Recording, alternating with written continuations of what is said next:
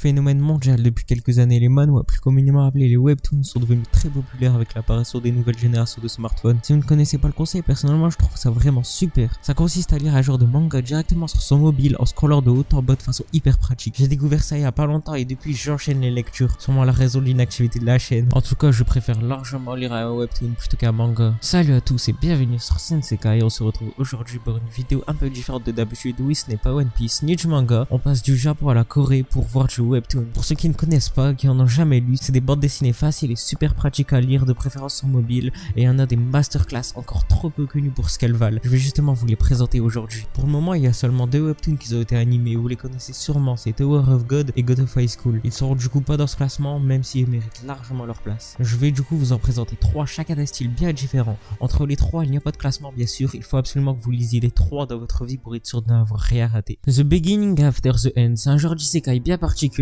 on a le droit à une histoire assez différente, on n'a pas juste un héros qui arrive dans un nouveau monde par une sorte d'invocation. Mais cette fois, le héros est mort dans le monde réel et se réincarne dans un nouveau monde tout en gardant ses anciens souvenirs. C'est écrit par Turtle Me et dessiné par Foyuki. Au départ, on suit l'histoire de Grey, un grand roi avec une richesse et un prestige inégalé. Cependant, sous l'extérieur glamour d'un roi puissant se cache la coquille de l'homme, sans but ni volonté. Et justement, l'histoire ne va absolument pas porter sur sa vie de roi, mais une toute nouvelle vie où il a été réincarné dans un nouveau monde rempli de magie et de monstres. Le roi a une seconde chance de revivre sa vie en tant qu'Arthur Leywin, qui est le premier fils d'un modeste couple d'aventuriers pratiquant la magie. Ce qui est vraiment intéressant, c'est qu'il garda sa mémoire et toutes ses connaissances de son ancienne vie dans son nouveau monde. Ainsi, le but de sa nouvelle vie n'est pas de reproduire les mêmes erreurs que dans sa vie passée. On va ainsi suivre l'aventure du bébé Arthur dans sa toute nouvelle famille et sa grande évolution. La grande particularité de ce nouveau monde est l'existence du mana, qui va être développé au maximum et qui va rendre l'œuvre super intéressante. Aussi, une des raisons pour laquelle j'ai vraiment aimé l'œuvre, c'est l'univers qui est vraiment développé. On apprend dans les livres à travers les yeux du personnage principal l'histoire du monde dans laquelle il vit et elle est vraiment riche en informations. On a vraiment le droit à des scènes badass avec beaucoup de plot twists et le scénario de cette histoire qui est vraiment génial. On est plongé dedans. Ayant toujours envie de lire la suite sans s'arrêter, vous pouvez enchaîner toute la série en une journée tellement que ça passe rapidement. Concernant les dessins, c'est vraiment assez propre, rien à redire, c'est pas du travail de débutant, du début à la fin on a le droit à du très clean. Pour le lire, allez check la description, je vais vous mettre un lien, foncez et appréciez. En numéro 2, The Boxer. Si vous aimez les animes de sport, vous avez kiffé Hippo, voire Ashita no Joe, vous allez juste surkiffer The Boxer. C'est écrit par Jeong Ji-hoon, il a déjà réalisé Horizon si vous connaissez. Au cours de cette histoire, on ne suit pas seulement un mais 3 personnages différents, tous lycéens. Baek-san Ryu qui est une racaille dans son lycée mais aussi un combattant avec un vrai talent. Alors pour la première fois dans un club de boxe, il rivalise avec le meilleur du club. Ensuite In-jae, fils de boxeur sans réel talent qui se fait martyriser en classe, notamment par Baek, mais qui au fur et à mesure de l'histoire va vouloir se défendre et prendre les choses en main pour mettre fin à tout ça. Et pour finir, Yu, un dernier personnage, une vraie coquille vide, il est totalement indifférent devant la vie, comme In-jae, c'est une victime, non pas par faiblesse, mais tout simplement parce que le monde lui est indifférent. Au fond de lui, il cache pourtant un énorme talent et une expérience en boxe monstrueuse. Encore résumé, une histoire ordinaire, 2 étudiants qui se font harceler par leurs camarades. Pour In-jae, tous les coups qui s'est pris le rendent plus fort et plus résistant, mais pour l'autre, il se contente d'ignorer simplement les coups. Dans l'avancement de ces boxeurs, il y en a un qui a le profil d'un petit boxeur qui peut devenir un grand champion, puis il y en a un qui a un profil de champion prêt à devenir une légende.